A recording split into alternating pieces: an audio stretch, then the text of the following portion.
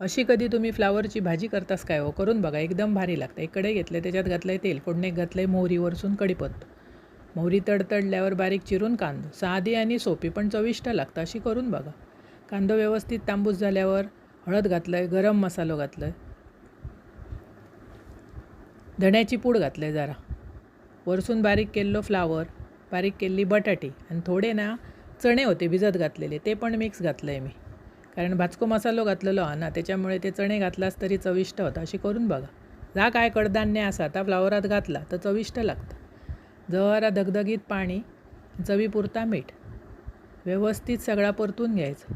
अप्रतिम भाजी लागतं, अशी करून बघा. बऱ्याच वेळा कडधान्य जा असतात, आम्ही बटाटो फ्लावर त्याच्यात मिक्स करून घालतं आहे. थोडा थोडा शिल्लक राहता ना. वरसून व्यवस्थित शिजल्यावर कोथिंबीर आणि खोबरा. चविष्ट भाजी चपाती भाकरीवर एकदम मस्त लागतं, अशी करा खावा. आवडतली तुमका आणि आवडल्या चॅनल सबस्क्राईब करा.